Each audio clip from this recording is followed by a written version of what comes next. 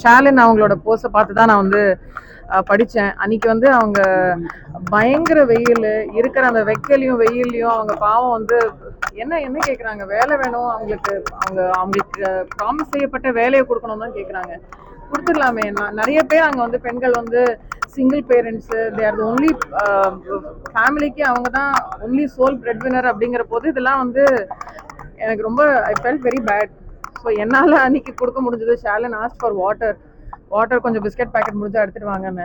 என்னால் அதை பண்ண முடிஞ்சது. அதனால் அன்னைக்கு அந்த அந்த கடவுள் அதை நடத்தி வச்சாரே தவிர ஐ ரியலி ஹோப் அவங்களுக்கு அவங்க எல்லாருக்கும் சரியான வேலை, அவங்களுக்கு அந்த வேலைக்கான ஊதியம் அண்ட் அதுக்கான அந்த இது எல்லாமே கிடைக்கணும். ஏன்னா அந்த அவங்களுடைய ஆன் கிரவுண்ட் வேலை பண்ணுறவங்க, அவங்களுக்காக சப்போர்ட் பண்ணுற வியாச தோழர்கள் ஷாலின் மாதிரி நிறைய பேர் ஆன் கிரவுண்ட் இருக்காங்க.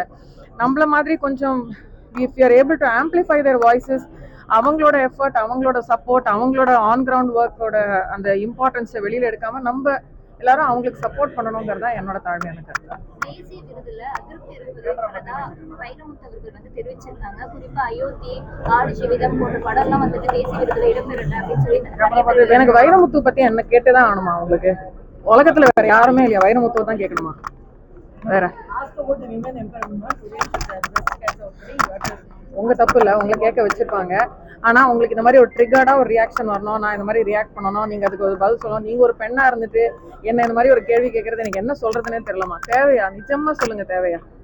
7 வருஷமா வந்து இன்னும் பேன் பண்ணிட்டு இருக்காங்க, இன்னும் கோர்ட்டுக்கு போயிட்டு இருக்கேன், கேஸ் போயிட்டு இருக்கேன். அந்த விஷயத்தை பத்தியோ இல்ல வந்து டப்பிங் யூனியன் வந்து இடிச்சு தரமட்டமாக்கி அந்த எதை பத்தியும் நீங்க பேசலையா? அவர் ரீதா சொல்லியிருக்காரு, அதை பத்தி நீங்க ஊர்வஷி மேம் பத்தி பேசல, நீங்க வைரமுத்துவை பத்தி பேசுறீங்க. What is the point? why are you triggering? why? tell me, what is the point of you are getting a salary out of this? நான் ரொம்ப ரெஸ்பெக்ட்ஃபுல்லா தான் கேட்கிறேன். What is the point?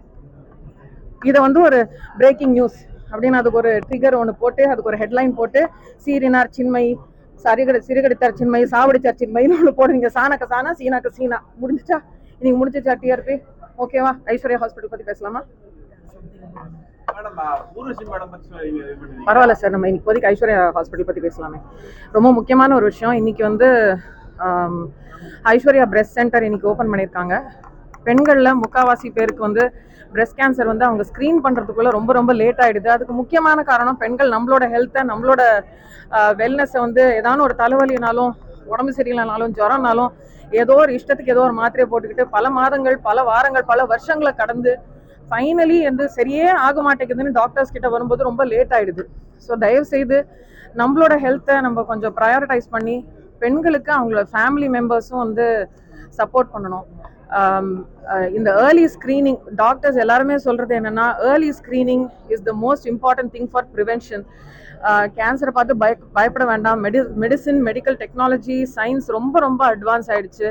ரொம்ப ரொம்ப அமேசிங்கான டாக்டர்ஸ் இருக்காங்க. இப்போ இன்னைக்கு ஐஸ்வர்யா பிரெஸ்ட் சென்டர்லேயே நீங்கள் பார்த்தீங்கன்னா இங்கே இருக்கிற ஸ்பெஷலிஸ்ட் எப்படியாப்பட்ட ஸ்பெஷலிஸ்ட் அப்படின்னு வந்து அவங்களோட பேஷண்ட்ஸே வந்து சொன்னாங்க. ரொம்ப ரொம்ப ரொம்ப டச்சிங்காக இருந்தது. ரொம்ப உண்மை, அதில் ரொம்ப ட்ரூவாக இருந்தது அதெல்லாமே கேட்கும்போது.